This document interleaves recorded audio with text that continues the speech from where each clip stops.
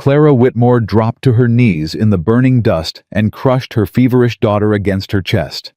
"Don't you die on me, Sadie. Don't you dare." Behind her, 3 riders crested the ridge, and Clara knew with a mother's dread that her dead husband's brother had come at last to take her children from her. If this widow's fight for her babies moves, you hit that subscribe button and stay with me to the very end, and drop the city you're watching from in the comments. I want to see how far this story has traveled. Clara's knee hit the ground before her mind caught up. She felt the jolt run up her spine, felt Sadie's small body shift in the bend of her arm, and she pulled the child tighter against her chest before she even thought to breathe. "Mama!" Noah's voice behind her, too flat, too old for 8 years. "Mama, get up." "I'm up." "You ain't." "I am. You hear me, Noah Whitmore? I am up." "Yes, ma'am." She pressed one hand against the earth and forced herself to stand. Her legs shook. Her vision bent at the edges. She clenched her teeth until her jaw hurt, because pain at least was a thing she could count on. "You walk in front of me now," she told him, "where I can see you." "Why?" "Because I said so." "Mama, don't you argue, son. Not today." He moved past her. His shoulders were set like a little man's. That was the worst of it. Not the heat, not the hunger, not the way Sadie's skin burned against her throat. The worst was that Noah had stopped crying 3 days ago. Sadie made a thin sound. Not quite a whimper. "Hush, baby. Mama's got you." "She thirsty," Noah said without turning around. "I know." "She said she was thirsty, and then she stopped talking." I heard her. "Noah, you gonna give her water?" "When we find some." "When? Soon." "Mama." "I said soon." He kept walking. His little boots kicked up dust that did not settle. Clara shifted Sadie higher. The girl's head lolled against her collarbone. 4 years old. 4 years old and burning up like a brand iron.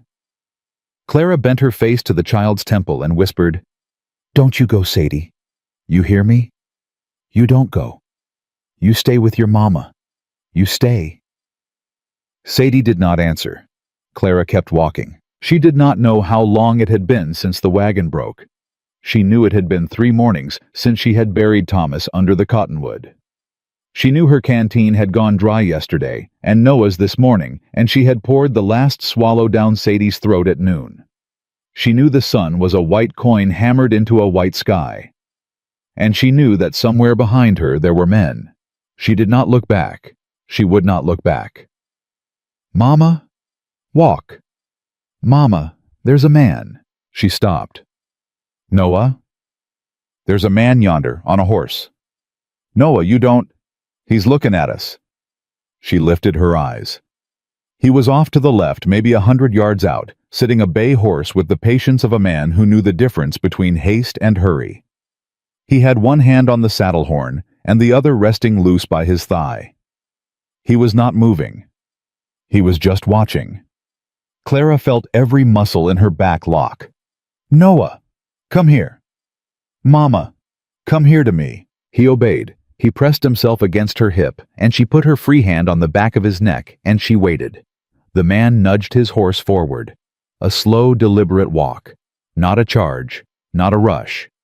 "You stay behind me," Clara whispered. "Yes, ma'am." "You don't say nothing less I say so." "Yes, ma'am." The horse stopped about 15 feet out. The man tipped his hat. Only a little, only enough. "Ma'am." Clara did not speak. "I reckon that child's in a bad way." "She's fine." "Ma'am, she's fine," I said. He did not argue. He looked at Noah instead. "That your boy?" "He's mine." "Yes, ma'am. Didn't mean nothing by the asking." He let the silence sit. Clara had expected questions. Hard ones. The kind meant to pry her open. Instead, he just sat his horse and waited the way a man waits out a skittish animal. Finally, he said, "You got any water?" "We're fine." "Ma'am, I asked if you got any." "I said we're fine." He nodded slow. Then he reached down to his saddle and unhooked a canteen and held it out at arm's length. "You take that." "No." "Ma'am." I said no. "It ain't charity, it's water. I don't take nothing from strangers." "Then quit being a stranger. Name's Eli Carter. I work a line camp a mile and a half north of here. I've been riding fence since dawn. You take this water." Clara did not move. "Ma'am? I told you. Your boy's lips are cracked clean through." She looked down. Noah had his face pressed against her hip. She could see the split in his bottom lip. A bead of dark blood dried black. Something inside her gave way a little. "Noah," she said, very quiet. "Yes'm." "You go take it." "Mama." "Go on." He walked forward. Small steps. Cautious. The man leaned from the saddle and set the canteen gentle into Noah's hands, the way a person hands a thing to a child who has not been handed a thing in a long while. "You drink first," Eli told him. "Then you take some to your sister, then your mama." "Why my mama last?" "'Cause she's gonna say last." Noah looked at Clara. "Do what he says," Clara said.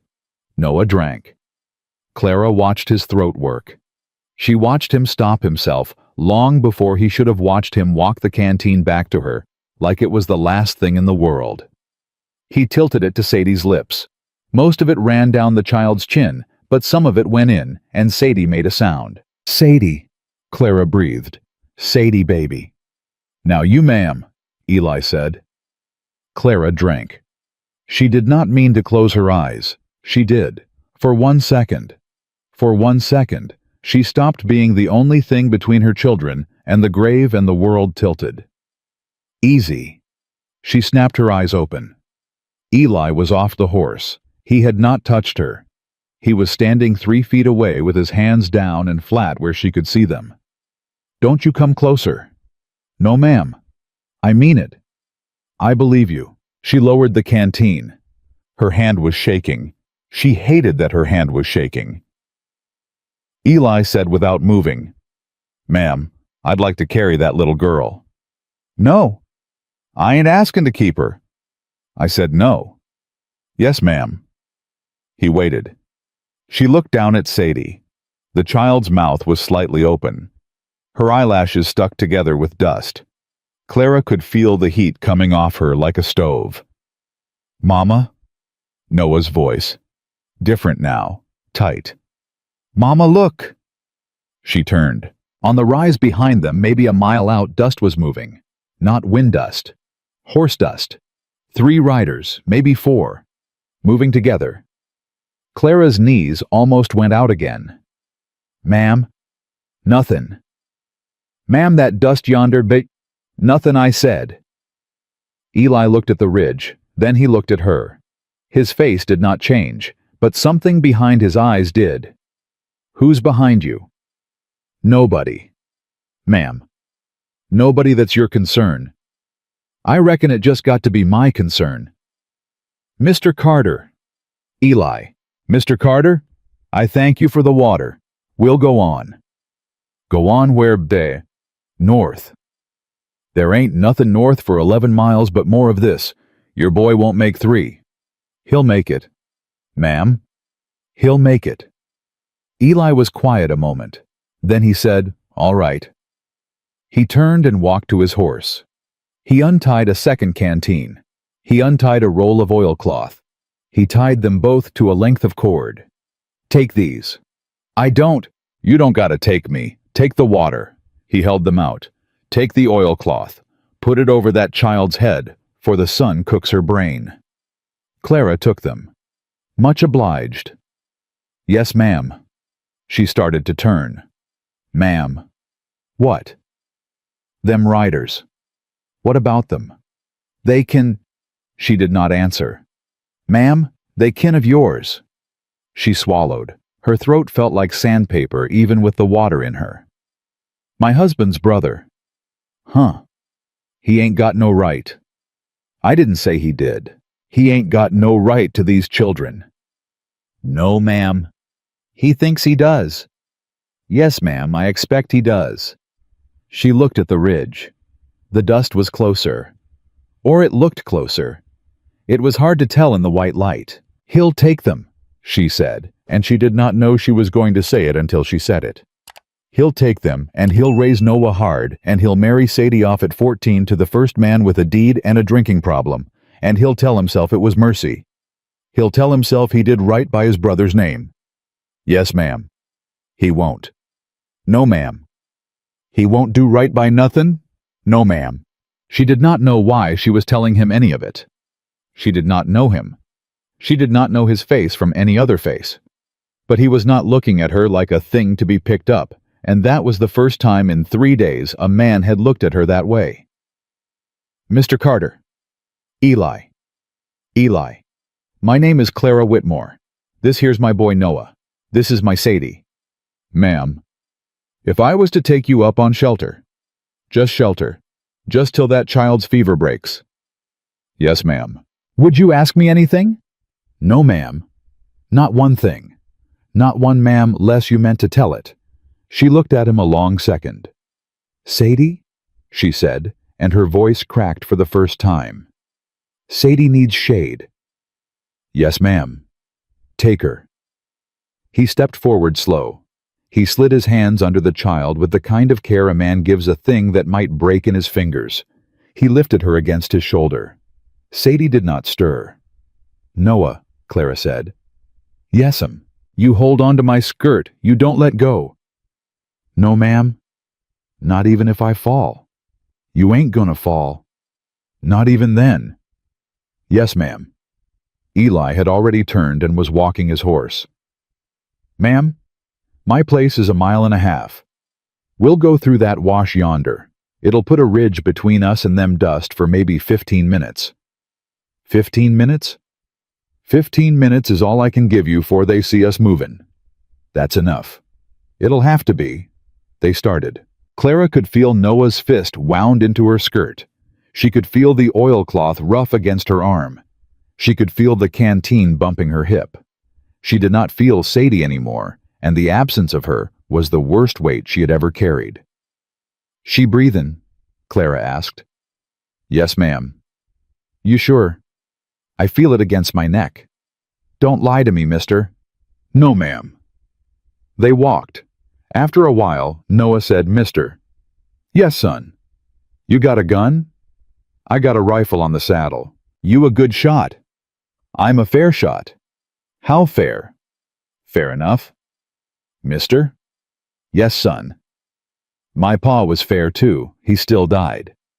Eli did not answer that one for a second. Then he said, "Yes, son, that's how it goes sometimes. He got snake bit." "That's a hard way." "Mama buried him." "Yes, son." "She dug the hole." "Noah," Clara said. "Yes'm." "Hush." "Yes'm." They moved into the wash. The ground fell away under Clara's boots, and she almost stumbled. Eli's free hand was on her elbow before she could drop, and then it was gone again just as fast. "Easy, ma'am." "I'm fine."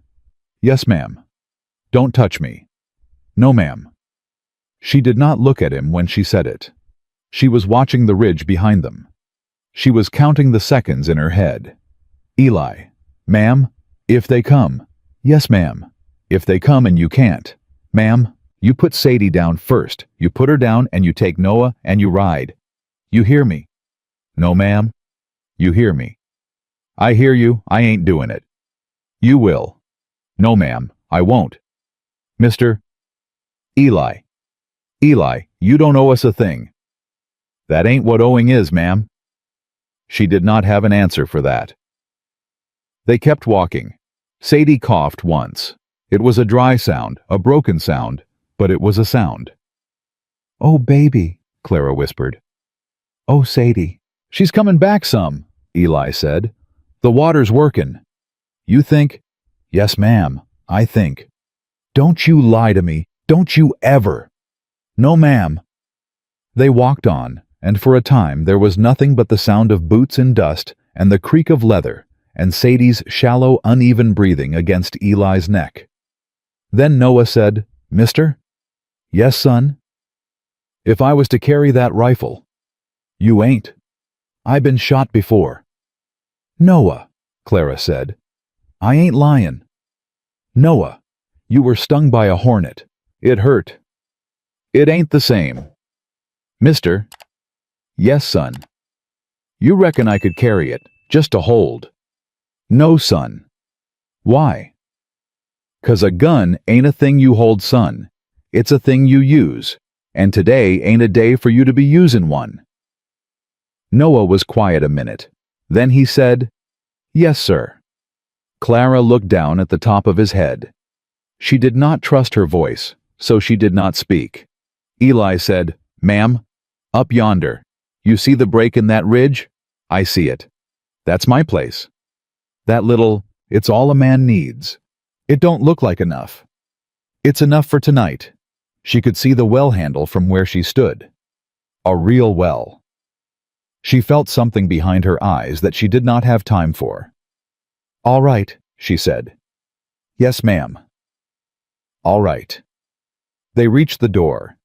Eli shifted Sadie into the crook of one arm and worked the latch with the other. The door swung inward. Ma'am, mind the step. I see it. Noah, you too, son. Yes, sir. Clara stood in the doorway for a second, unable to make her legs move the last step. Then Noah tugged her skirt, and she went in. Ma'am, set down there. I ain't settin' till she's settled. Yes, ma'am. Eli laid Sadie on a bunk against the wall. He moved the way a man moves a thing more precious than anything he owns. He straightened. He turned to Clara. Ma'am, I got to ask you something. You said you wouldn't. This one I got to. She waited. You want me outside watching, or you want me in here with y'all? She opened her mouth. She closed it. She did not know which answer was the right one. Outside, she said. You watch. Yes, ma'am. You watch, and you don't fire lest they come on my land. Ma'am, this is my land. She stopped. Yes, she said. Yes, it is. I'm sorry. Don't you be sorry. I am. Don't be. He looked at her a second more. Then he said, There's a crock of water by the stove. There's rags in the basket. There's a jar of honey on the shelf. Honey in the water for the girl. Small sips. You know how. I know how. Yes, ma'am. I reckoned you did. He moved to the door. Eli. He stopped. If they come, ma'am, don't you die for us. He did not turn around. No, ma'am. I ain't planning to die. Planning to send them home. He stepped outside. The door closed behind him, the way a door closes in a house where a man has learned to live quiet. Clara stood with her hands empty for the first time in 3 days, and she did not know what to do with them. Noah came up against her hip. Mama. Yes, baby. Is he gonna shoot Uncle Gideon? Noah. Is he? She put her hand on the back of his neck. You go get the water, she said. You go get the honey. Yes, ma'am. You go on now. He went. Clara walked to the bunk. She sank down beside it on her knees. She put one hand against Sadie's cheek. The child was still burning, but her breathing was evener, a little evener. Sadie, Clara whispered. Sadie, Mama's here. Mama's here, baby. Outside, she heard Eli's horse blow through its nose. She heard the creak of saddle leather. She heard a long, slow silence that meant a man was listening to the country. She did not hear hooves anymore. She did not know if that was good or bad. She bowed her head to her daughter's small damp hair, and she stayed there a long time, holding on to the one living thing in the world she could still reach with her hands. Eli came back inside without knocking. Clara's hand was on the rifle before she knew she had moved. Ma'am, it's me. I know it's you. Then put that down. I will when I'm ready. Ma'am. I said when I'm ready. He stood in the doorway and waited. He did not move his hands. He did not step closer. He just stood with his shoulders filling the frame and let her decide. Clara lowered the rifle. Her arms were shaking. She had not even realized she had picked it up off the pegs by the door. "Sorry," she said. "Don't you be sorry." "I keep saying sorry." "Yes, ma'am. You can stop." He shut the door behind him. Them riders rode on past the south draw, headed east. East. East. They didn't see us. They seen the wash. They didn't see us. "You sure?" "Ma'am, if they'd seen us, they'd be here." She sat down on the edge of the bunk. She sat down because her legs gave out, but she made it look like a decision. How long what, ma'am? How long till they circle back?" He considered. "Tomorrow. Day after." "Not tonight." "Not tonight. Horses were lathered. They'll water somewhere." "All right." "Yes, ma'am." Noah was sitting on the floor with his back against the stove leg. He had a tin cup of honey water balanced on his knee. He had not drunk any of it. "Noah." "Yes'm." "Drink that." "I wanted to save some." "Drink it." "Yes'm." He drank. He drank slow, like a man rationing. Clara turned her face away because she could not watch him do that one more time. Eli moved to the stove and set a pot on it. "Beans," he said, not to anyone in particular. "Beans and what salt pork I got left. Mr. Carter." "Eli." "Eli, we can't eat your stores." "Ma'am, you're gonna eat 'em or they're gonna spoil. One or the other." "That ain't true." "It's true enough for today." She did not argue. She did not have the strength to argue about beans. Sadie made a small sound on the bunk. Clara was back at her side before the sound finished. "Baby, Mama's here." "Mama." Yes, baby, I'm right here." "Thirsty." "I know." Clara dipped the rag, wrung it, and set it to Sadie's lips. The child sucked at it weakly like a lamb at a bottle. Clara had to bite the inside of her cheek to keep her face still. "Eli." "Ma'am?" "She's talkin'." "Yes, ma'am. I heard." "She wasn't talkin' this morning." "No, ma'am." "She's talkin' now." "Yes, ma'am. She is." Clara pressed her forehead to the edge of the bunk and did not cry because she had forgotten how, and she was afraid that if she started now, she would not stop in time to be useful. Eli did not say anything. He let her have the moment. He stirred the beans. After a while he said, "Ma'am." "Yes." "You ain't slept." "I'll sleep." "When?" "When she's cool." "Ma'am, that could be 2 days." "Then 2 days." "No, ma'am." She looked up. "What?" "No, ma'am. You'll sleep tonight. I'll sit up with the girl." "You will not." "I will." "Mr. Carter, you don't know her. You don't know how to sit with a sick child." "I've sat with sick calves and sick men and a sick dog for 4 nights once. I reckon I can sit with a little girl." "She ain't a calf." "No, ma'am, she ain't." Then I'll sit quiet, and I'll wake you if she worsens, that's all. Ma'am, you fall down ain't none of this works." Clara opened her mouth. She closed it. She was too tired to fight a man who was right. "All right," she said. "Yes, ma'am." "But you wake me." "Ma'am, I'll wake you if she so much as sighs wrong." "Swear it." "I swear it." Noah lifted his head. "You swore, mister." "I did, son." "You can't break it now." "No, son, I can't." Noah nodded, satisfied, and went back to his empty cup. Clara watched her boy, and something cracked open in her chest. He was bargaining. Her 8-year-old was bargaining with a grown man over oaths. That was what the last 3 days had made of him. "Noah." "Yes'm." "Come here." He got up. He came. She put her arm around his shoulders, and she pulled him against her side, and she held him there a second longer than she needed to. "Mama." "Hush." "Yes'm." "Just hush a minute." He hushed. Eli did not look at them. He stirred the beans with his back turned the way a man turns his back on a thing to give it room to happen. After supper, which Clara ate standing up because she would not sit while her children were still chewing, Eli said, Ma'am, you take the bunk. I ain't taking your bed. You are. Mr. Carter. Eli. Eli. I ain't. Ma'am, you and the girl on the bunk. The boy on the bedroll yonder. I'll be in the chair. All night. All night. You won't sleep? I'll sleep tomorrow. Tomorrow you got fence. He almost smiled. It was not quite a smile. It was a thing that happened near his mouth and went away. Ma'am, you been paying attention. I've been listening. Yes, you have. She climbed onto the bunk beside Sadie. She did not mean to sleep. She meant to lie there and listen for hooves. She told herself she would count the child's breaths until the sun came up. She was asleep before she had counted 10. She woke in darkness to a hand on her shoulder. She came up swinging. Ma'am, easy.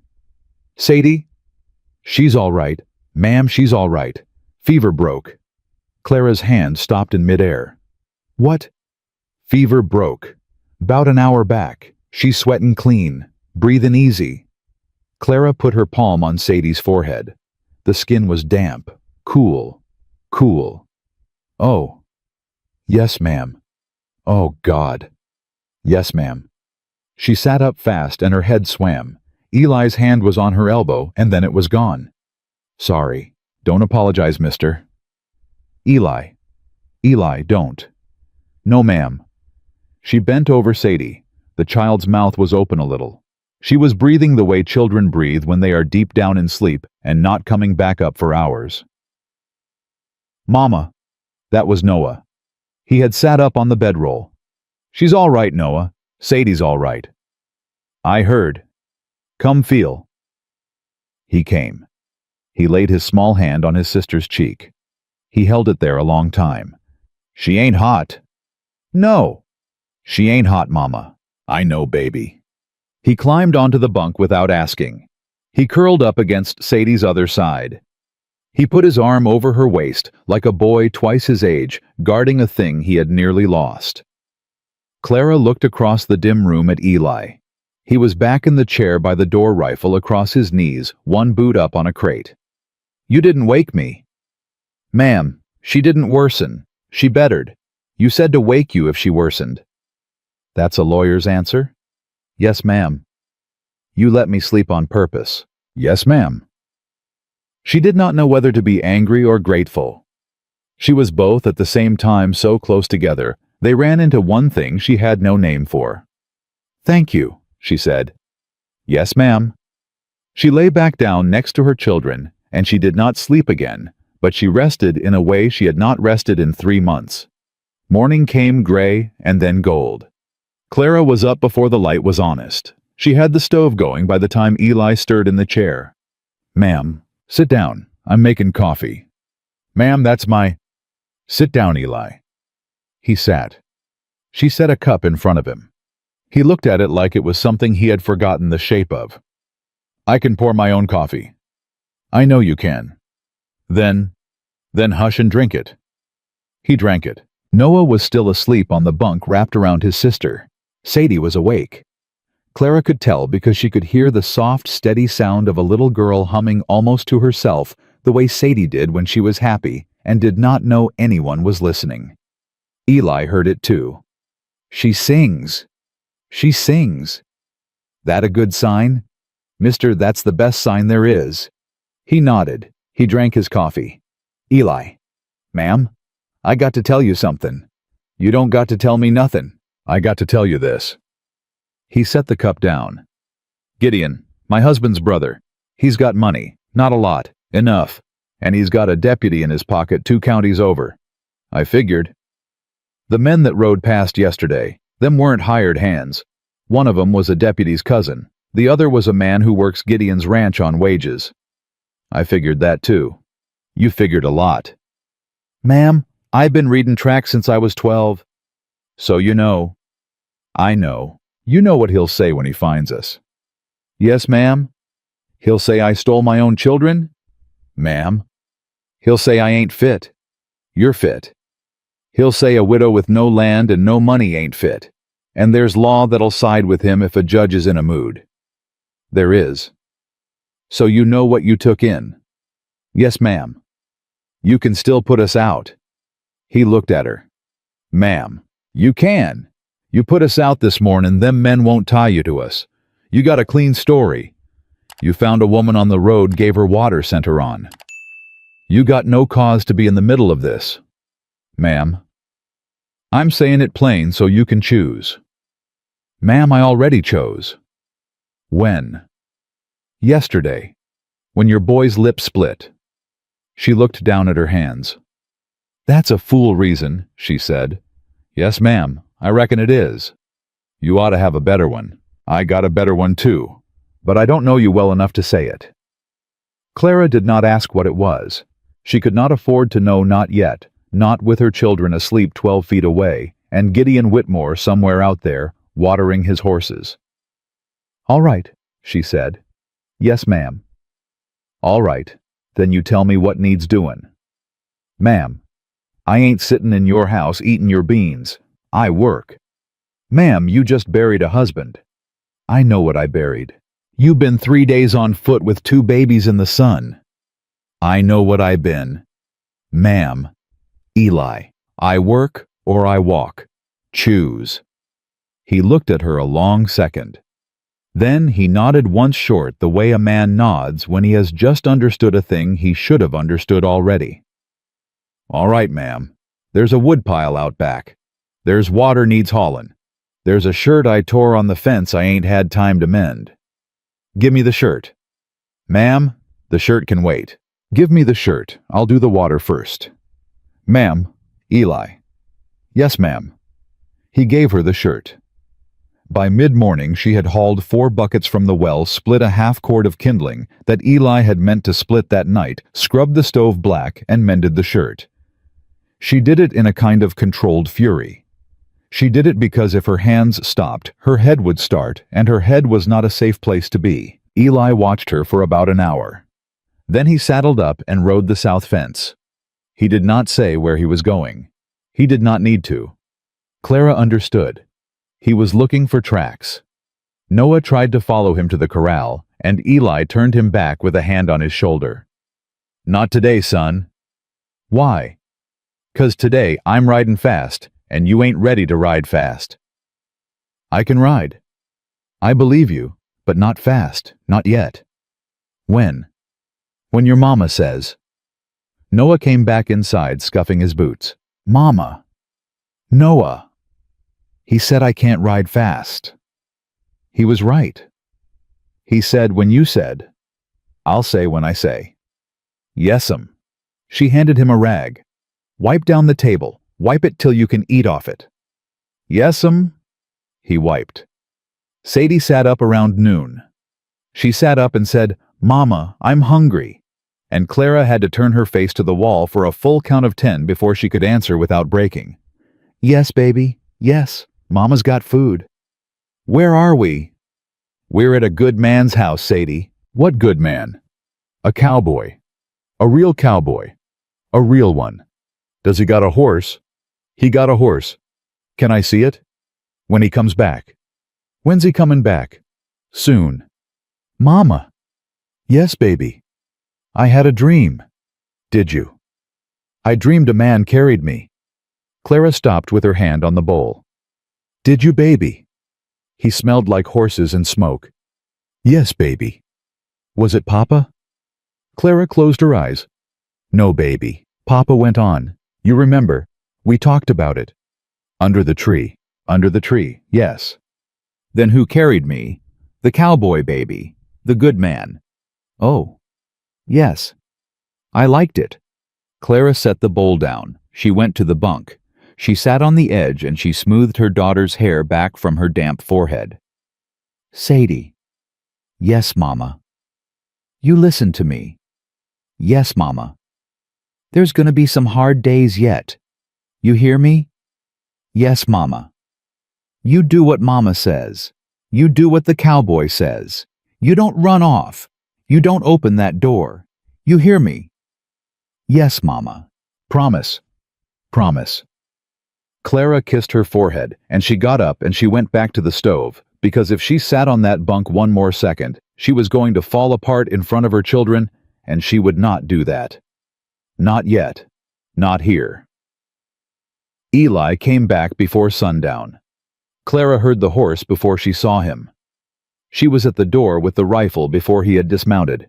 "Ma'am, it's me. I see it's you. You always gonna meet me with that rifle? Till I got a reason not to. Fair." He came in. He hung his hat. He sat down heavy. "Tell me," she said. "Ma'am, let me drink something." "Tell me first." He looked at her. 4 riders, not 3, camped at the Pearson place about 6 miles out. Pearson rents to Gideon. Pearson rents to anyone with coin. 4. 4. He brought another one. "Yes, ma'am." "Who?" "I didn't get close enough to see faces, but one of 'em was wearing a duster and the duster had a star pinned to it." Clara set the rifle down. She had to because her hand had gone numb. "A lawman. A lawman. Real one. Ma'am, pinned stars is pinned stars.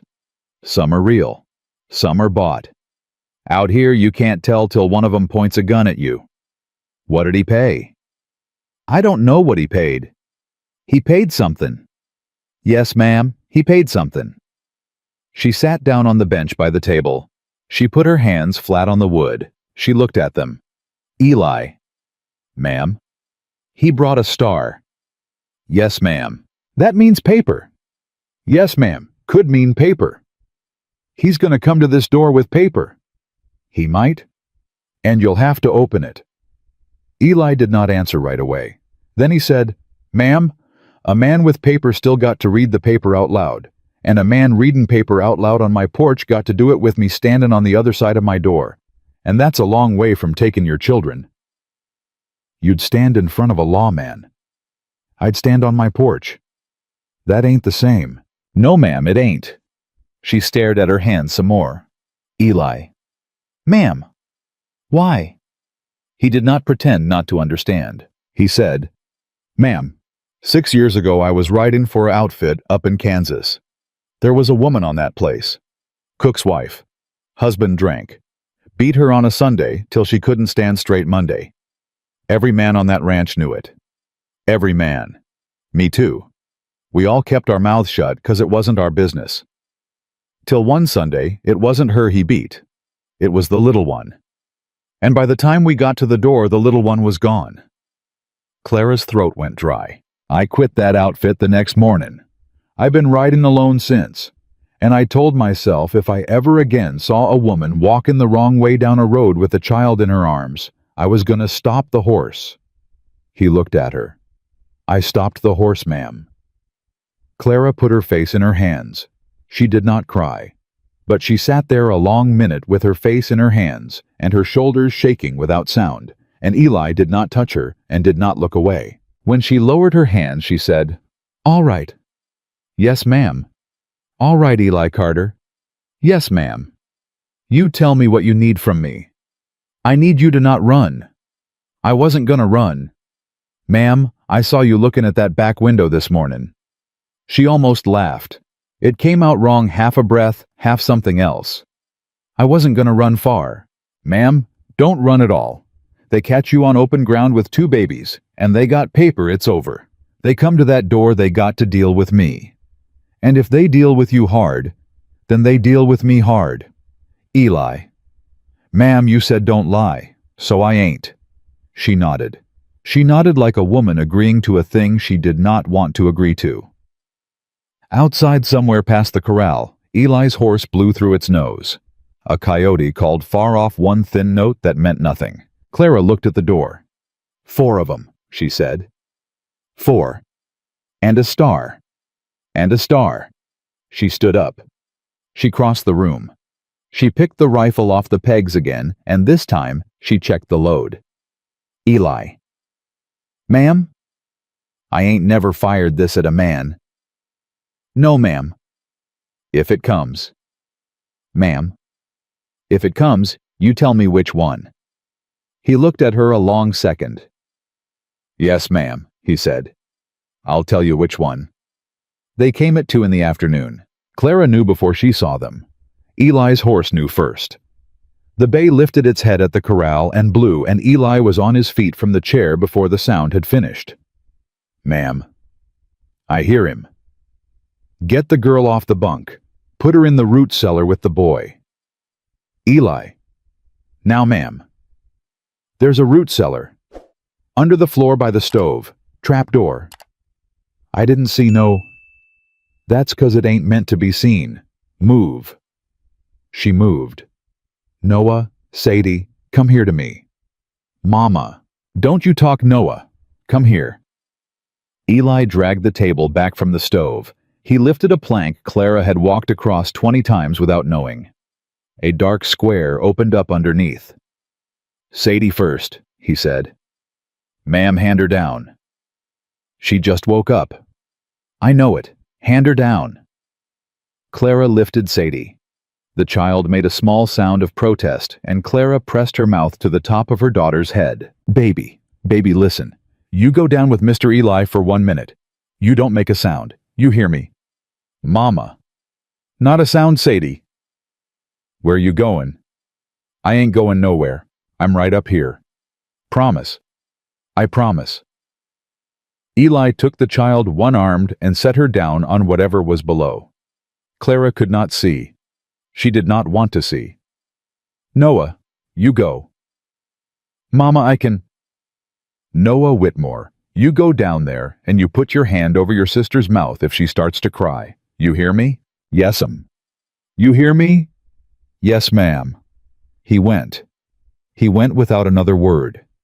He was 8 years old, and he climbed down into a hole in the floor because his mother told him to, and Clara thought her heart would come apart right there at the ribs. Eli lowered the plank. He set the table back over it. He looked up at Clara. "Ma'am." "Yes." "You stand at the stove. You keep your hands busy. You don't look at that floor. Not once." "All right." "You hear me, Clara." It was the first time he had said her name. "I hear you, Eli." "You got coffee on. You got bread cut. You're a woman in a kitchen, that's all. That's all. Rifles by the wood box. You don't touch it less I say." "Eli." "Yes, ma'am." "If they got paper." "Let me worry about the paper." "Eli." "Ma'am, let me." She nodded. He walked to the door. He put his hat on slow. He opened it before they had to knock. Clara heard the hooves come up then. 4 sets. They did not rush. Men who rush have something to fear. These men had paper, or they thought they did, and so they walked their horses in like gentlemen calling on a neighbor. Eli Carter. That voice. Clara's hand tightened on the coffee pot until her knuckles went white. Gideon. "Mr. Eli said. "You know who I am." "I reckon I could guess." "Gideon Whitmore." "Mr. Whitmore. I'm told you took in my brother's widow." "I'm told a lot of things, Mr. Whitmore." "Don't make 'em so." "Don't be cute, Cowboy." "I ain't being cute. I'm being careful. You come on my place with 4 men and a star. A man'd be a fool to be anything but careful." "We ain't here for trouble." "Then you brought a lot of trouble for a man who ain't here for it." A silence. Clara could picture Gideon's mouth. She had seen it 100 times across a supper table. The little pull at the corner when he was about to lie. "Carter, my sister-in-law took off with my brother's children. Those children are Whitmore's. They're mine to see to." "That ain't what a widow is, Mr. Whitmore." "It is where a woman ain't fit." "Who says she ain't?" "The law says." "Paper?" "Paper." "Read it." "I don't got to read it to you. I got to read it to her." "Then you ain't reading it, 'cause she ain't here." Clara's hand was shaking on the pot. She set it down before she dropped it. She picked up a rag. She wiped the stove. She wiped it again. Eli had told her hands to be busy, so she made them busy. "Carter." "Mr. Whitmore. I will ride up to that door." "You will not." "I beg your pardon?" "You will not ride up to my door. There's 4 of us. There's 1 of me. I know the count." A new voice, older, dry. "Son, ease up." That was the star, Clara thought. That was the paid lawman. "Sheriff," Eli said. "Deputy, I reckon. I don't know your face." Deputy Hollis. Hollis out of Butler County. Butler County's 80-mile east. A deputy can ride. A deputy can ride where he's got jurisdiction. Son, I got paper. So I hear.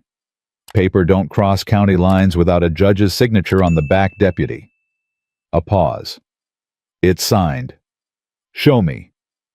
I'll show the woman. Show me, or you ain't coming past this post. Clara heard boot leather. She heard the creak of a saddle. She heard a man step down. All right, Carter, you want to see paper? I'll show you paper. But you step out from that doorway and you keep your hand off that rifle butt. Rifle stays where it is. Step up slow. Clara could not help it. She moved to the window.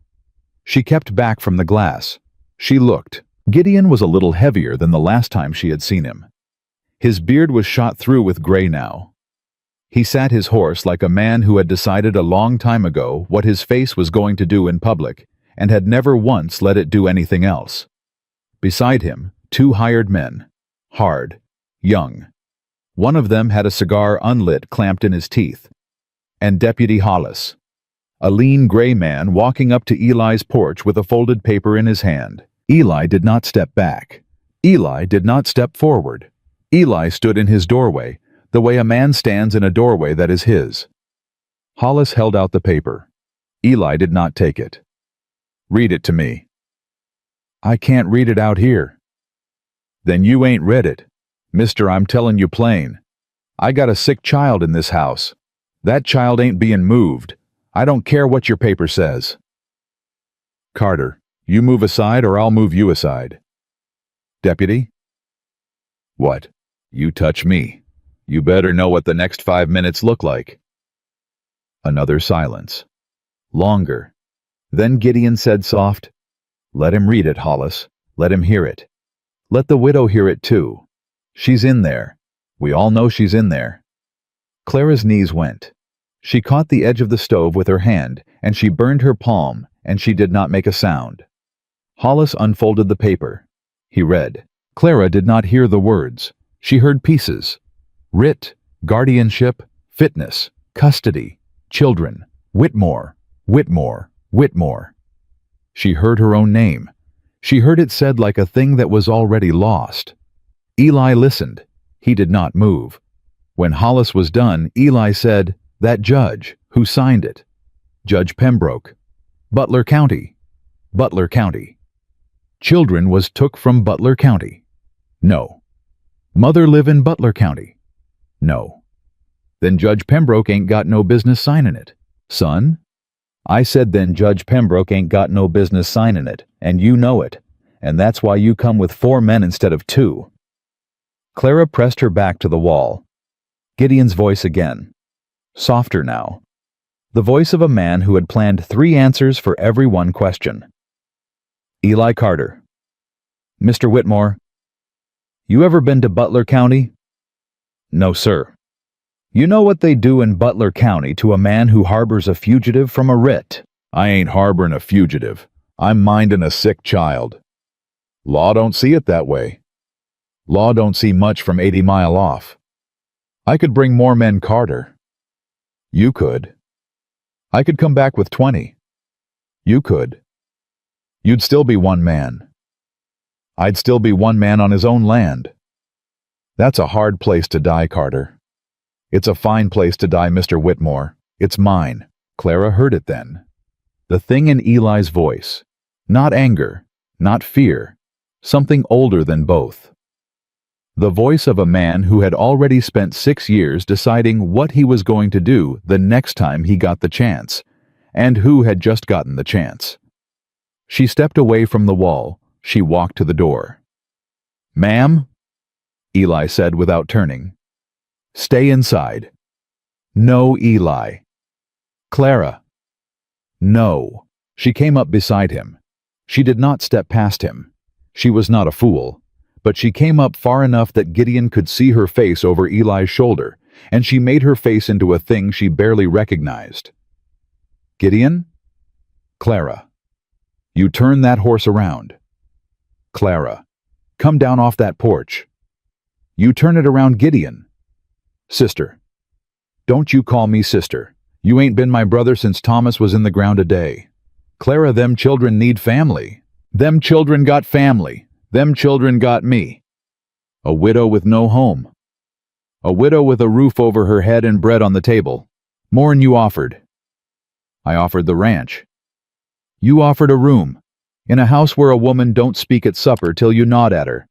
I ain't raising my son in that house. I ain't giving my daughter to that house.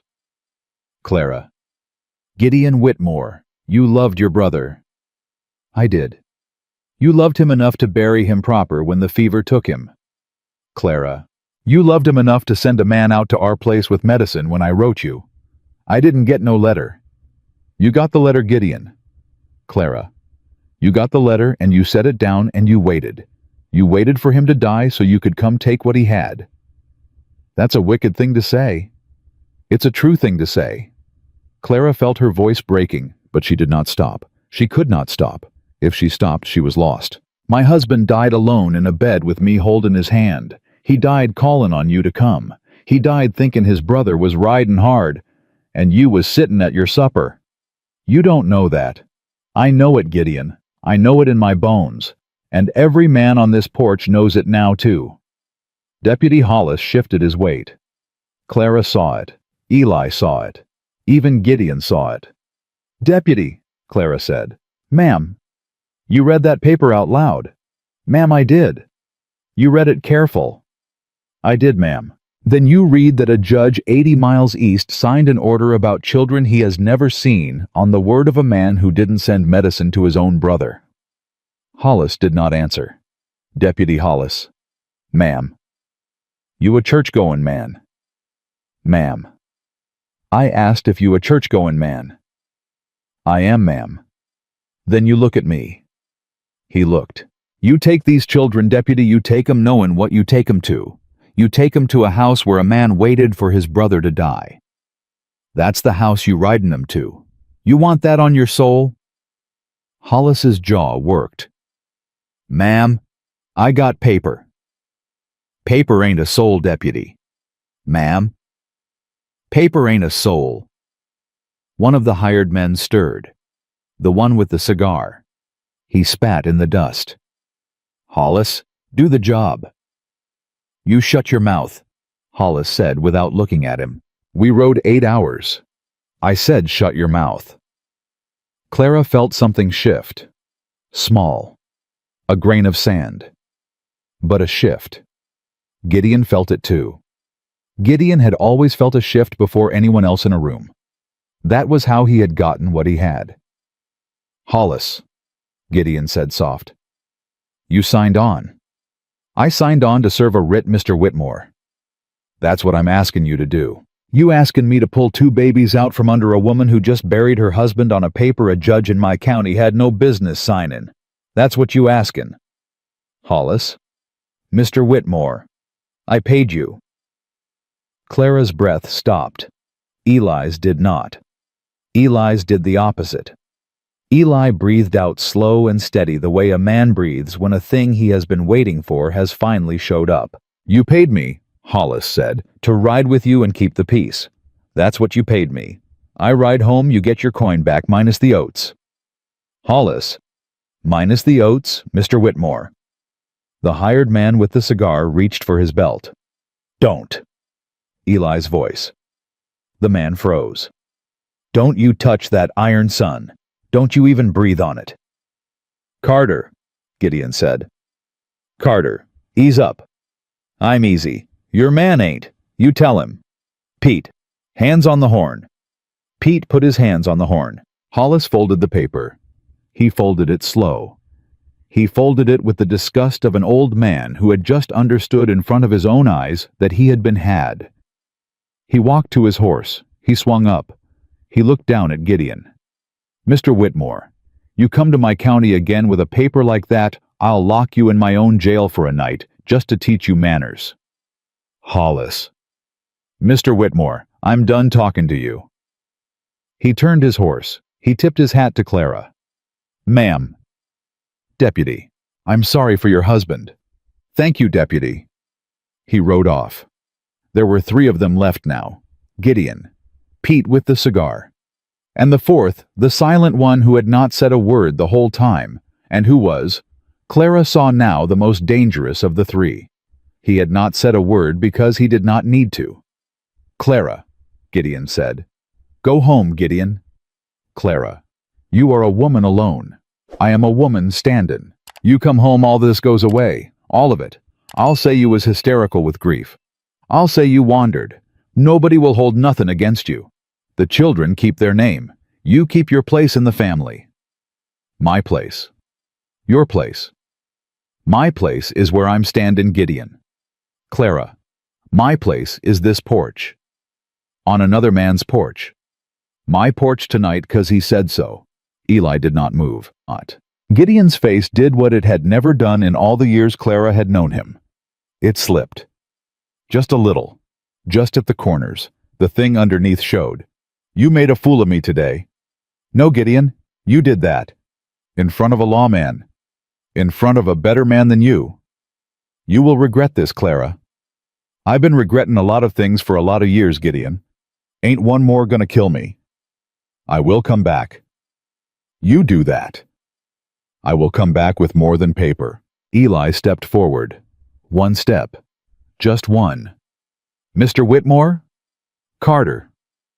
"You come back here with men and no paper, you ain't comin' back for custody, you comin' back for murder." "I didn't say." "I know what you said. I know what you meant. I'm telling you right now in front of your own hired hands what it'll look like if you do it. You come back with guns, you ain't a grievin' uncle. You a armed man ridin' on a widow. And there ain't a county in this country where that ends well for the man ridin'." Silence. The silent rider, the fourth man, stirred his horse.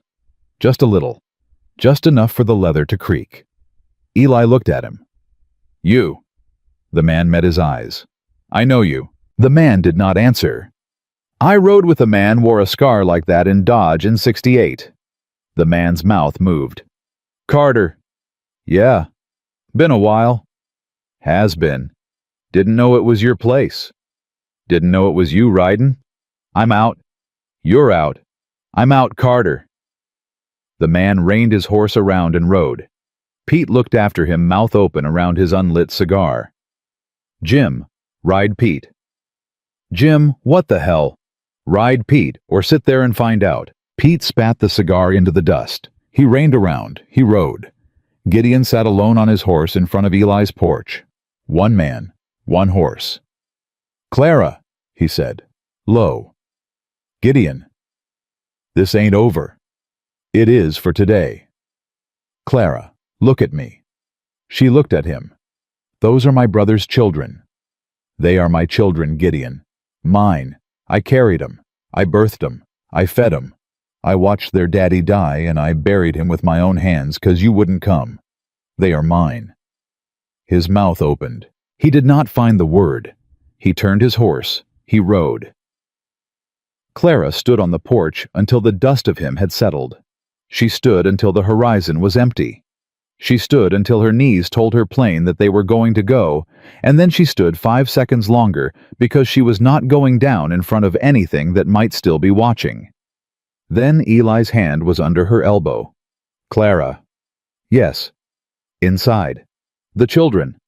"I got the children. You go inside." "Eli." "Inside, Clara." She went inside. She made it 3 steps past the door before her legs went. Eli was there. Eli set her down on the bench at the table, the way a man sets down a thing that has carried too much weight for too long. Then he went to the floor. He slid the table. He lifted the plank. "Noah, Sadie, come on up, babies." Noah came up first.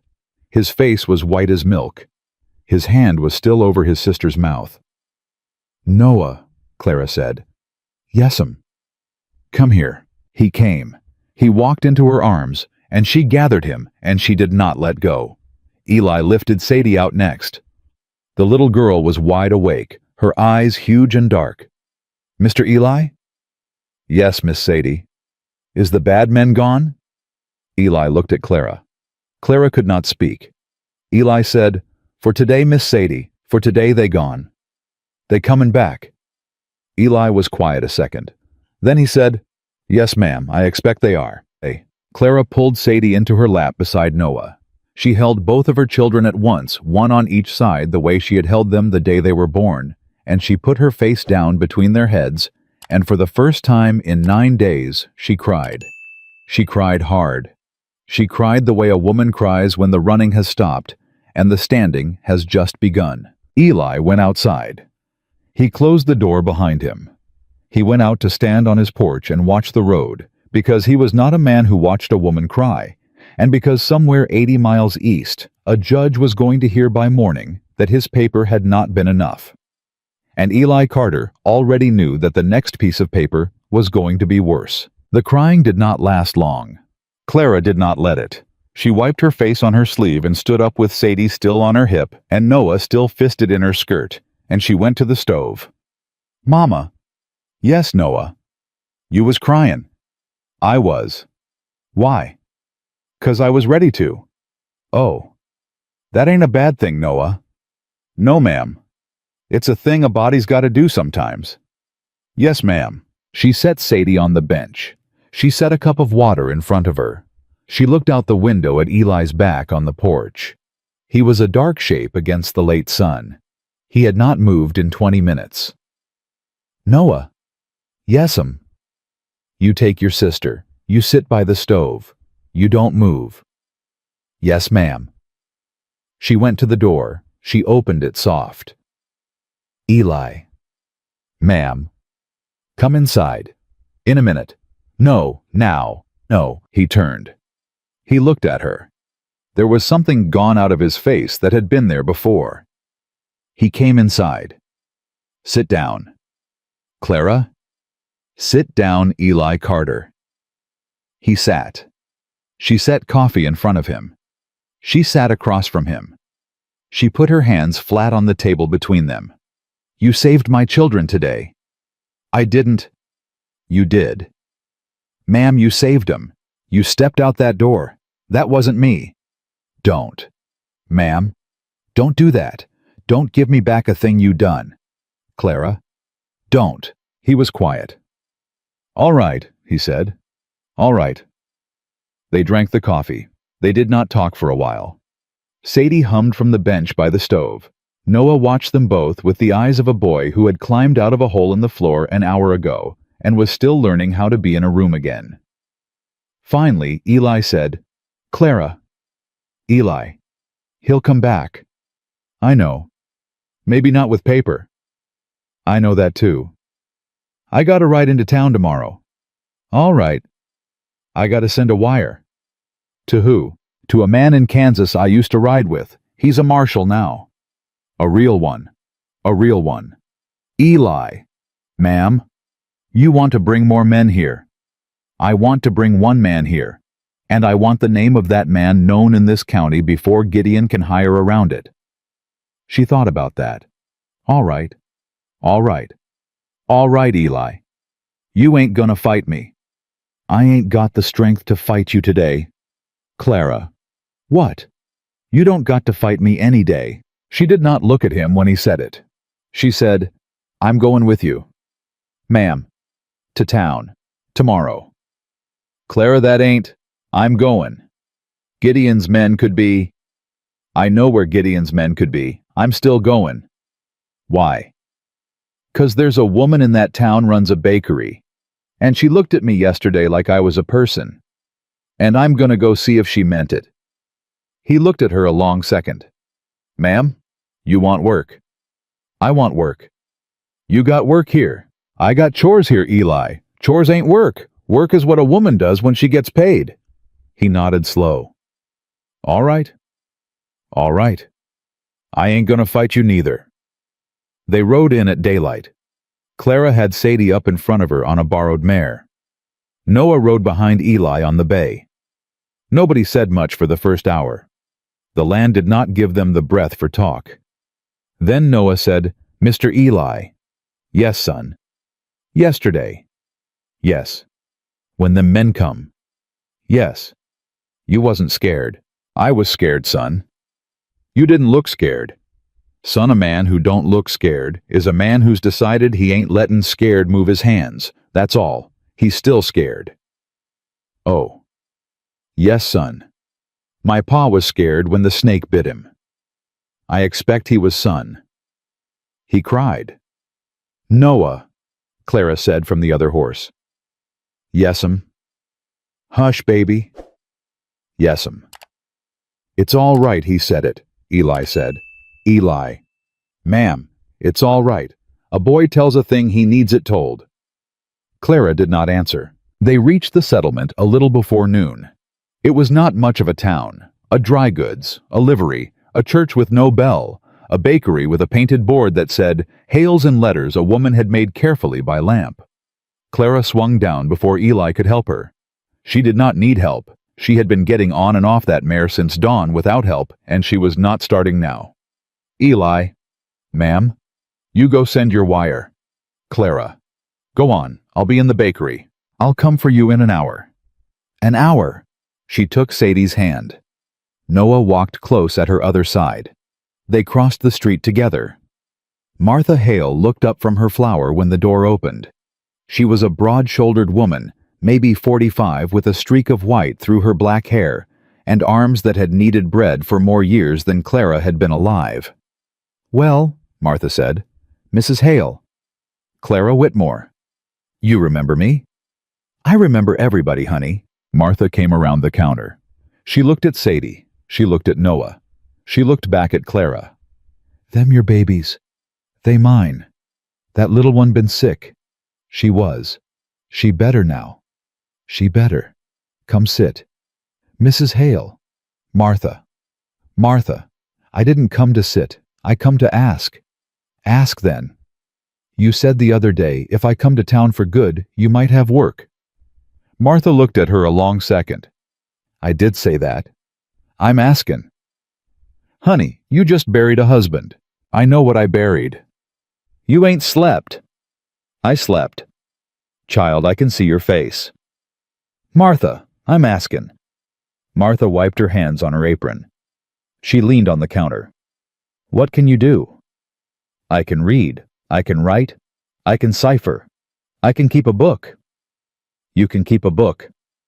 My grandfather was a storekeep. I kept his ledger from the time I was 11 till the time I was married.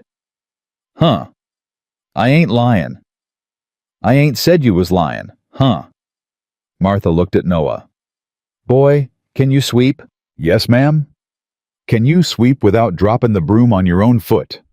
Yes, ma'am. You ever been paid for a thing? No, ma'am. You wanna be? Noah looked at Clara. Clara nodded. Yes, ma'am, Noah said. All right, then. Martha looked at Clara. Bookkeepin' pays 40 cents a day. I pay on Saturdays. Boy sweeps, he gets a nickel a day.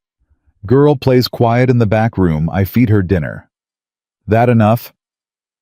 Clara's throat locked. She did not trust her voice. Honey, Martha said softer. You nod or shake? Clara nodded. Good. You start tomorrow. Tomorrow. Tomorrow. Martha. Don't thank me, Clara Whitmore. I ain't a charity. You'll earn every penny. I'm a hard woman. I ain't thanking you. Good. I'm just standing here. You stand there as long as you need to, honey. Clara stood there. Noah put his hand on the back of her skirt. Sadie leaned against her hip.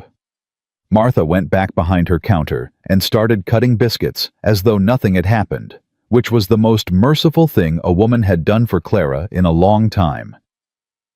When Eli came in an hour later, his face did a thing that almost broke into a smile, and did not. Ma'am? Mr. Carter.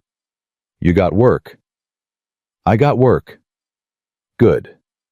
Eli. Ma'am. Wire sent. Wire sent. Answer by tomorrow. Tomorrow. Yes, ma'am. On the ride home, Noah fell asleep against Eli's back. Sadie had a little paper twist of cinnamon sugar in her fist and a ring of it around her mouth. Clara rode with her shoulders a little lower than they had been that morning, and she did not know if that was good or not. Halfway home, Eli said, Clara. Eli. You'll need to stay in town some nights. I know. Bakery'll start early. Riding back and forth in the dark, I know. Ma'am, if you want, there's a widow lady upstairs over the bakery rents a room. I asked. Clara turned in the saddle. You asked? I asked. When? While you was in the bakery. Eli. Ma'am.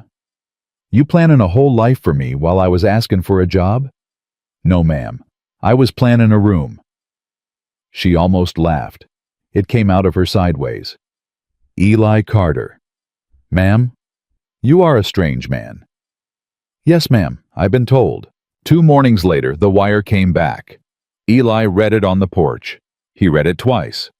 Then he came inside and set it in front of Clara on the table. Read it. She read it. Kansas Marshal named Bo Henderson, she said. That's him. Coming here. Coming through. He rides the territory on circuit. He'll make a point to stop. When? 10 days. 10 days. Yes, ma'am. Gideon don't know. Gideon don't know. Eli. Ma'am? What happens in the 10 days? He looked at her. We live, he said. We live in the 10 days. And they did. Clara rode into town before dawn each day. She worked Martha's books until the ink stains on her fingers went from black to brown. She swept. She helped with the rising. She carried crates of bread to the dry goods and the livery. She learned the names of every woman and every man in a 3-street town, and she learned which ones nodded to her and which ones did not, and she memorized both. Noah swept. He swept the bakery, and he swept the boardwalk, and he swept the alley between the buildings. He earned his first nickel on the 3rd day. He held it in his palm all the way home, and did not speak the whole ride, and that night he set it in a tin can by the stove and said, That's mine. It is, baby. I earned it. You did. I never earned nothing before. Well, now you have. He slept with his hand on the can. Sadie learned the names of the 3 bakery cats. She named a 4th one that did not exist, and insisted on feeding it. Martha went along with it.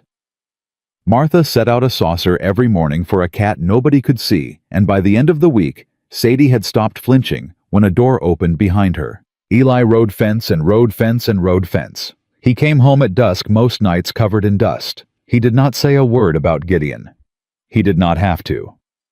His rifle moved from the pegs to the saddle at dawn and back to the pegs at dark, and Clara noticed that it was never more than an arm's reach from him, and she let him keep the habit without comment. On the 4th evening, he said, Clara, Eli, would you ride with me tomorrow? Ride where? Ridge fence, northeast corner. I want to show you something. Show me what? The country. Eli. Ma'am? You teaching me something I need? Yes, ma'am. Say it plain. I'm teaching you how a rider reads a country, in case there ever comes a day I ain't riding beside you. She looked at him. All right, she said. All right. All right. They rode out the next morning. He taught her how to read sign, hoof prints in dust, how many horses, how heavy they were, which way the wind had been moving when they passed. He taught her which grass meant water was close and which grass lied about it. He taught her how a man sets his eyes on a ridgeline so he sees movement before the movement sees him. She was a good learner. She had always been a good learner. Her first husband had not liked that about her. Eli did not seem to mind it at all. At noon they stopped under a live oak. He passed her bread from Martha's kitchen that Clara herself had wrapped that morning. Eli. Ma'am, I want to ask you something. Ask? That night, the fever night, when you let me sleep. Yes, ma'am. You said you had a better reason. I did. For stopping the horse. Yes, ma'am. You ready to say it? He looked at her. He looked at her the way a man looks at a door he has been standing in front of for a long time. Then he said, No, ma'am, not yet. No. No. Why? 'Cause a man says a thing like that too early, and a woman hears it wrong. She hears it like a debt, like she owes him for the saying. Eli. Ma'am. What if she don't hear it like that? Then she'll still be around in a month to hear it right. Clara looked at her hands. She looked at the crumbs on her skirt. She looked back up at him. All right, Eli Carter. Yes, ma'am. A month. A month. That night, Sadie woke screaming.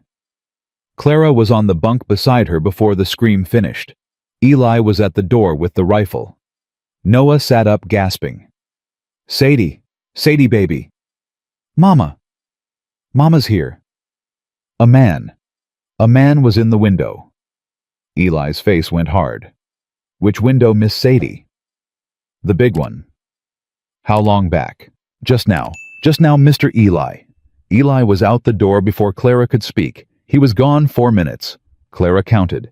She counted because it kept her from picking up the rifle and going out herself. When he came back, his face told her. Tracks. How old? Fresh. Real fresh. One man. He rode up, sat the horse, rode off. Watched us. Watched us. Why not come in? 'Cause he wasn't told to come in yet. He was told to watch. Clara held her daughter against her chest.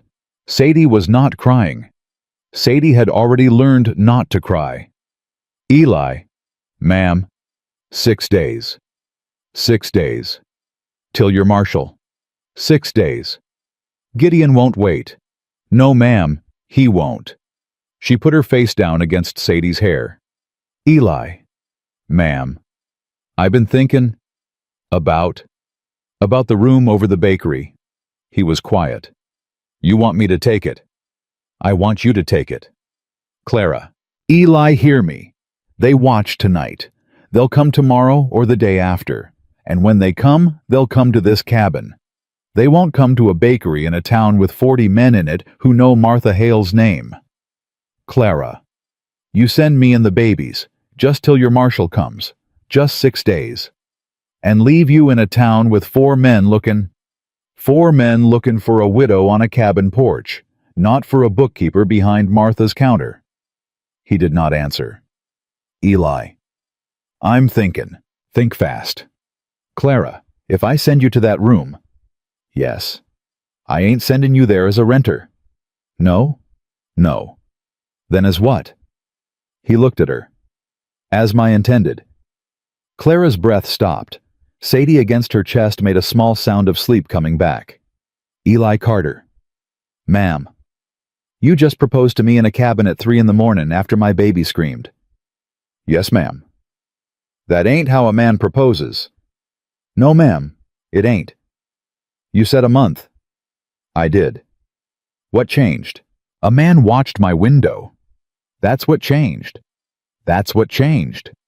Clara, a woman alone in a town in trouble, is a woman alone. A woman with a man's name spoken over her is a woman with the town at her back. Martha will put it around by noon tomorrow. Every man in that place'll know by supper. When Gideon comes, he ain't comin' for a widow. He's comin' for another man's promised wife, and that changes what the law does. That's a legal reason.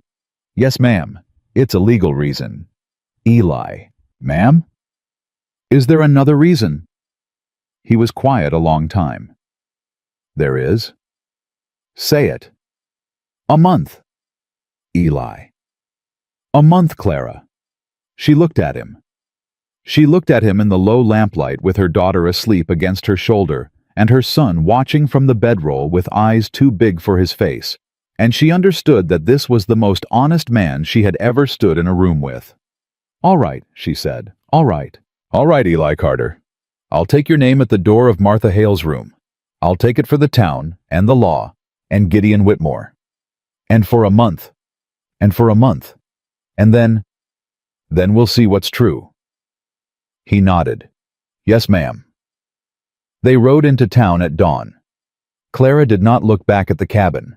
She was afraid if she did, she would never come back to it, and she meant to. Martha met them at the bakery door. Martha looked at Eli. Martha looked at Clara. Martha looked at Clara's bundle in the saddlebag, and at Noah riding Sirius, and at Sadie half asleep against her mother's chest.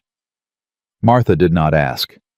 Martha said, "Room's upstairs, bed's made. There's a pot on the stove." Then she looked at Eli. "Carter, Mrs. Hale.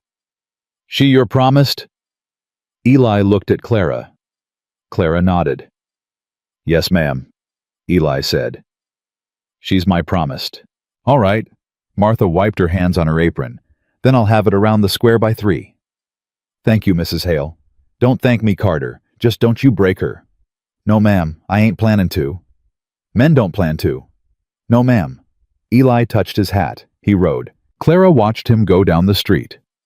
She stood on the boardwalk with her children and her saddlebag and a borrowed life, and she watched the bay horse turn the corner, and she thought, plain as a bell, I want him back before sundown. She had not had a thought like that in 9 years. She carried her daughter up the stairs. The first night in Martha's upstairs room, Clara did not sleep. She lay on the bed with Sadie tucked against her, and Noah stretched on a pallet beside it, and she listened to the sounds of a town she did not know. Boots on a boardwalk, a horse blowing down by the livery, a man laughing, then quiet, a door shutting hard somewhere, and then another door. At every sound her hand went to the edge of the mattress where she had tucked the shotgun Eli had left her. Mama. Noah. You ain't sleepin'. No. Me neither. Close your eyes anyway. Yes'm. They did not close. Sometime near dawn, footsteps came up the stairs. Clara was off the bed and between her children and the door before the second step creaked. A soft knock. Clara, it's Martha. Clara let the shotgun down. She opened the door. Honey, you look like you been up all night. I been. Come down. There's coffee. The babies can stay sleepin'. Martha. Come down, Clara Whitmore. A woman don't hold a watch alone. That's a rule in my house. Clara came down. Martha poured coffee. Martha did not ask one question. Martha sat across from her and drank coffee with her, and after a while Clara's hand stopped shaking on the cup, and after a while longer Clara said, He said a month. Who did? Eli. A month for what? Before he says what he's sayin'. Then he said it anyway last night. He proposed. He near did. Near. He said promised. Promised is the thing before proposed, Clara. That's the word a man uses when he ain't ready to kneel yet. Is it? Honey, a man on his knees is in a hurry. A man sayin' promised is thinkin'. Clara looked into the cup. I ain't thought about another man in 9 years, Martha. I know it. I buried my husband 12 days ago. I know it. And here I am, in your kitchen, promised. Clara Whitmore. Yes. You listen to me. Yes. Grief ain't a straight road. Grief is a country.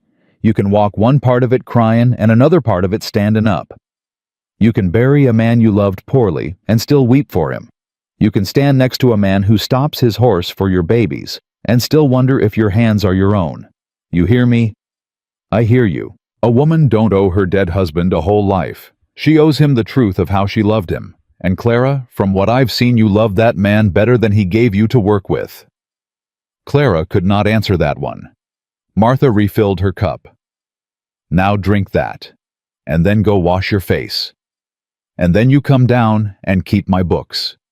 Because a woman who's workin' ain't a woman Gideon Whitmore can easy pick up off a porch. Yes, ma'am. Don't ma'am me. I ain't your mother. No, ma'am. Clara. Sorry. By noon, Martha had done what she said she would do. The word was around the square. By sundown, 3 women Clara had never spoken to stopped by the bakery to say hello, and one of them brought a small pot of honey, and one of them brought a child's shirt. She said she had no use for any more, and the third one brought nothing but her own face in the doorway, and that was the one Clara remembered longest. That woman, whose name was Iris Tanner, and whose husband ran the livery, looked at Clara across the counter and said, "Honey, I was a widow twice before I was 30. You stand." I stood. It passes. Then she walked out. Clara put her hand on the counter and breathed. Eli came in at dusk. He came in covered in trail dust, and he took off his hat at the door like a man walking into a church. "Clara!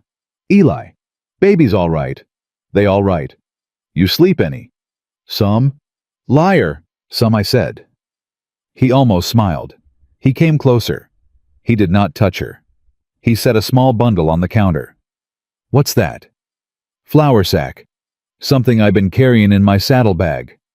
For you. She opened it. It was a thin gold band. Plain. No stone. The kind of ring a working man buys when he has saved 2 months of wages and walked into a shop alone. Clara's throat locked. Eli Carter. Ma'am, when did you buy this? Yesterday. Yesterday was before a man stood at your window. Yes, ma'am. I know. Then you was already? I was already. She stared at the ring on the cloth. I ain't putting it on tonight. No, ma'am. Not till the month. No, ma'am. Eli. Ma'am. Thank you. Yes, ma'am. He stayed for supper. He stayed until Sadie fell asleep in his lap with her fist in the lapel of his coat. He carried her upstairs without being asked and set her down on the bed like he had been doing it all his life. Then he stood in the doorway of the little room and looked at Clara. Tomorrow I ride back to the cabin. Alone. Alone. Eli. Ma'am? Don't die out there. No, ma'am, I ain't planning to. You said that once before. I did. Say it again. I ain't planning to die, Clara. All right. All right. All right. He tipped his hat and went down the stairs. 3 days passed. Gideon did not come. That was the thing that scared Clara most. Eli rode into town at dawn and out at dusk. He did not say what he saw on his rides. He did not need to. His face said. On the 4th day, he said Clara. Yes. They're at the Pearson place again. All 4. 6 now. 6. He brought 2 more. From where? I don't know. Not local. Saddle gear don't match anyone I know. Hired guns. Hired guns. Clara sat down at the bakery table. She set her pen down. She put her hands flat on the wood the way she had that day at the cabin. Eli. Ma'am. How many days till your marshal? 2. 2 days. 2 days. Eli. They'll come before 2 days. Gideon won't sit on 6 men in a rented pasture for 48 hours. He'll come. I know. Tonight? Maybe. Tonight?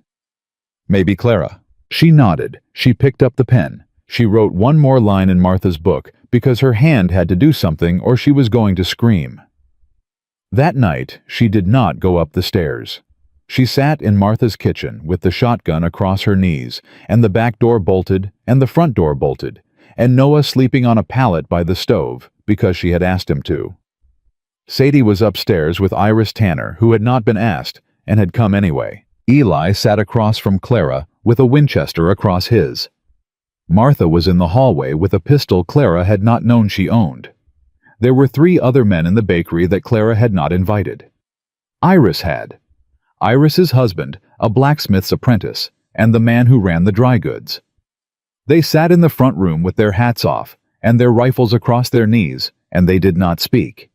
That was the moment Clara understood what a town was for. A town was not a place. A town was a room of men and women who had been strangers to her 11 days ago and who were sitting in a bakery at midnight with loaded guns because Martha Hale had put a word around at noon 4 days back. Clara did not cry. She had done her crying. She looked across the table at Eli and said, "If they come, ma'am, you take the front, I take the back.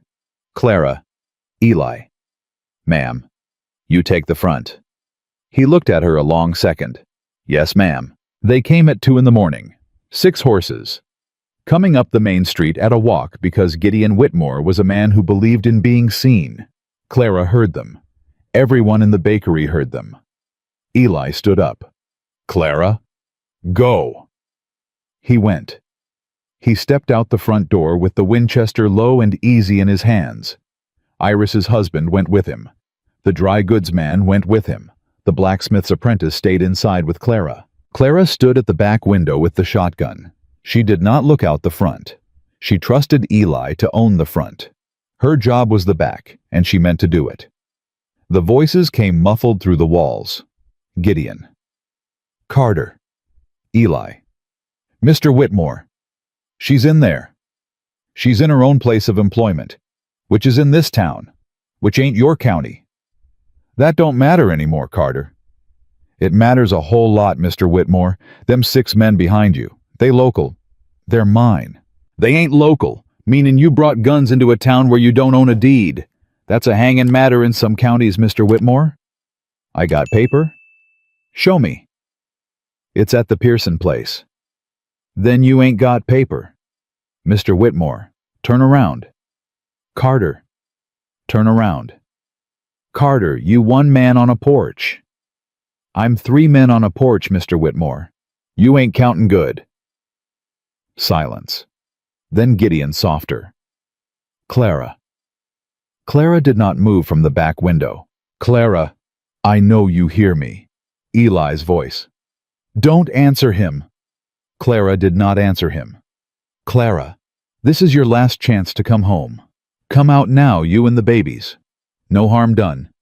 You ride with us tonight, all this stops. I won't say a word about the trouble you caused. Eli. Mr. Whitmore. What? You just told a whole street of witnesses that you came here at 2 in the morning with 6 armed men to take a woman and 2 children. You just told them, loud. Another silence. Carter, get out of my way. No, sir. Hooves shifted. Leather creaked. Clara's hand tightened on the shotgun. Then another voice. New voice. A voice Clara had never heard before. Deep. Unhurried. Coming from the street, not the porch. Mr. Whitmore. Everything stopped. Who are you? Bo Henderson, United States Marshal out of Kansas. Clara's knees almost went. I don't know you. No, sir, I expect you don't. I rode in an hour ago, sat my horse at the end of this street and listened to you. Marshal, this is a family. Mr. Whitmore. What? Put them reins on the horn. Marshal. Put 'em on the horn. A pause. Yes, sir. Now you tell them 6 men behind you to put their rifles on the ground, butt up slow. Marshal, you can't. Mr. Whitmore. I've been a marshal for 11 years.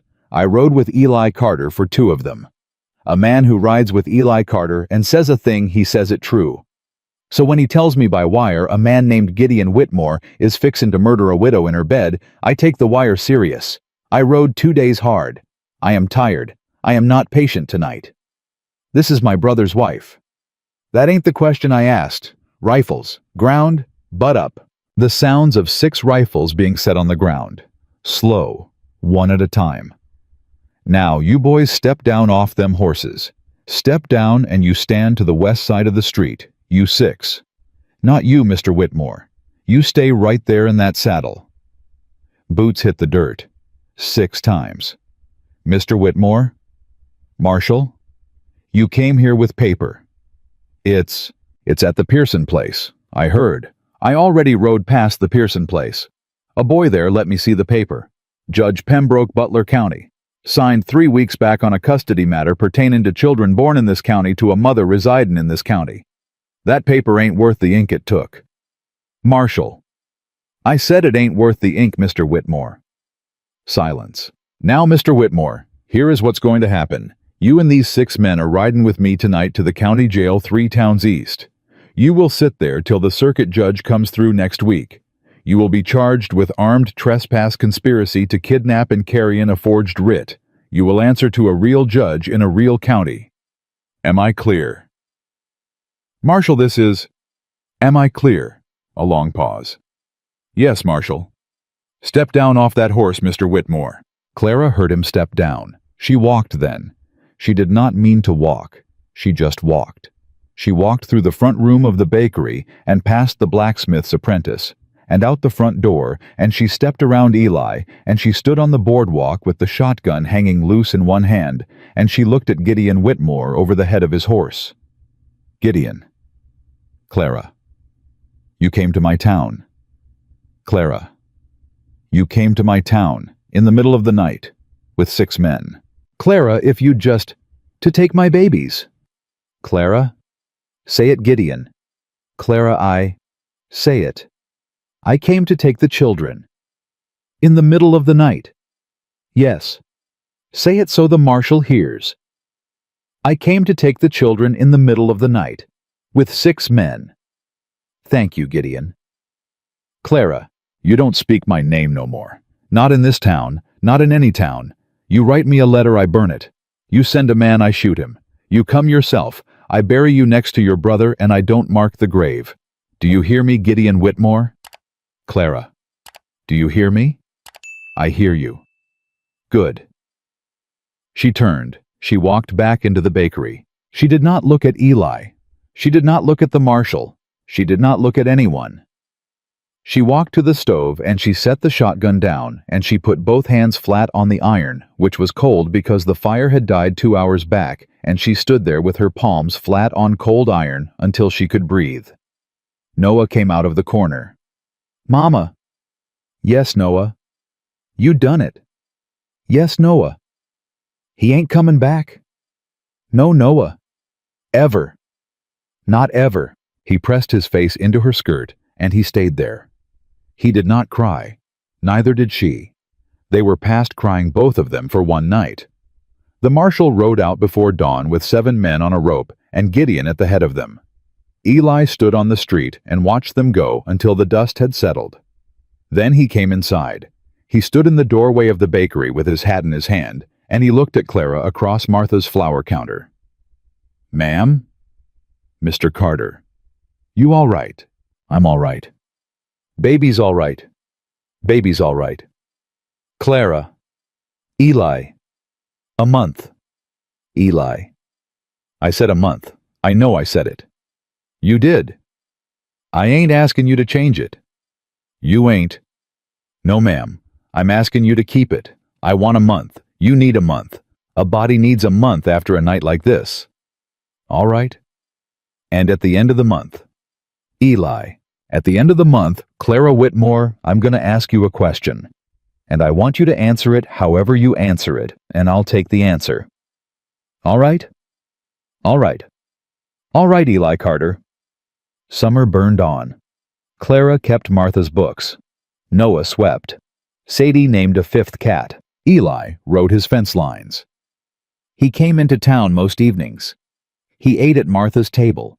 He sat on the bakery porch after supper and did not touch Clara because he had said a month, and a man who says a month keeps it. Noah rode with him on Saturdays.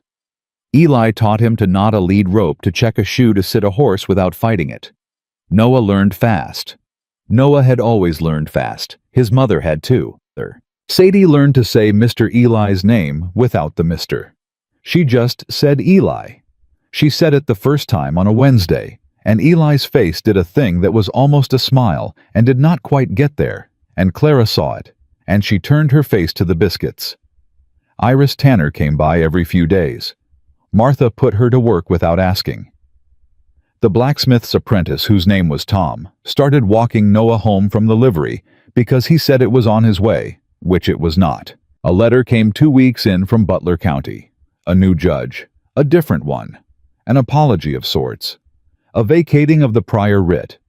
A note about a Judge Pembroke who had been relieved of the bench. Clara read it twice. She folded it. She put it on the stove. She watched it burn. Eli watched her watch it. Clara? Eli. Feel better. Feel even. Even's better. Even's better. At the end of the month, on a Tuesday, Eli came into the bakery at noon. He took off his hat at the door. He walked to the counter. He did not look nervous. He looked like a man walking up to a fence he had been meaning to fix for a long time. Clara. Eli. Month's up. It is. I got a question. I know you do. He reached into his pocket. He set the gold band on the flour-dusted counter between them. Clara Whitmore. Yes, Eli. I stopped my horse because your boy's lip was split. I know. I kept stopping it because you asked me what work I needed done. I know. I bought that ring because I wanted to, not because a man looked in your window, because I wanted to. And I want you to know that now, because you need to know that it ain't a ring I bought you scared. It's a ring I bought you sure. She looked at the ring. Eli. Ma'am. Ask. Clara Whitmore, will you marry me?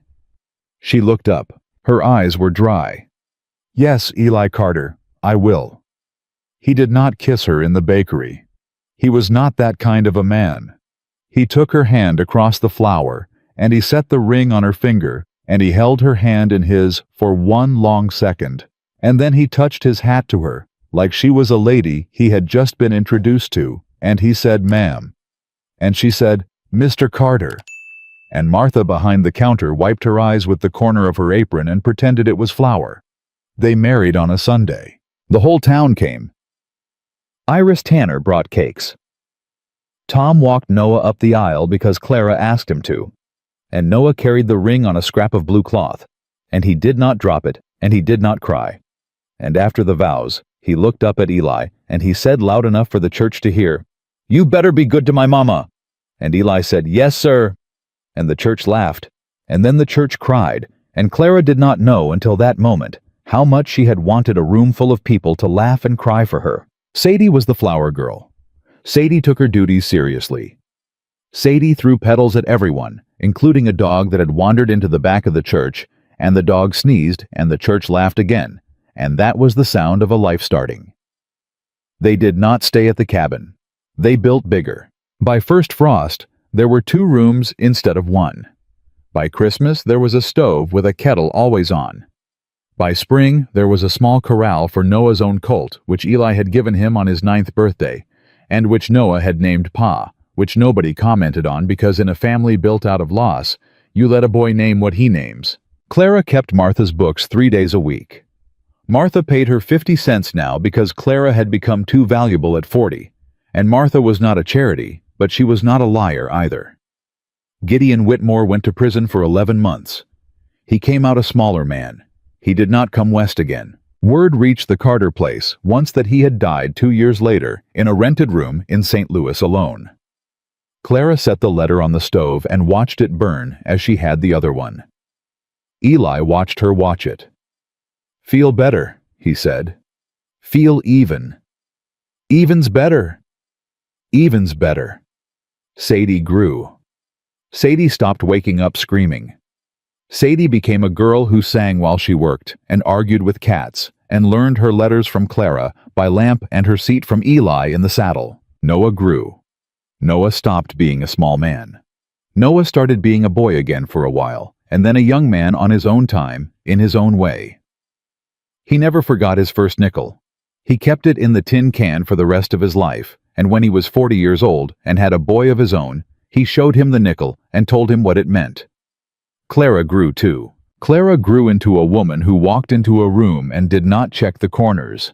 Clara grew into a woman who laughed without bracing for it. Clara grew into a woman who kissed her husband on the porch without looking to see who was watching, because she had learned finally that nobody was watching who meant her harm. And Eli Carter, who had once quit a Kansas outfit over a door. He opened too late, lived out the rest of his days on a summer prairie, with a woman who stood up off her knees in the burning dust the day he met her and never went down again. Long after, when Sadie was grown and had children of her own, she would tell the story of the cowboy who had stopped his horse.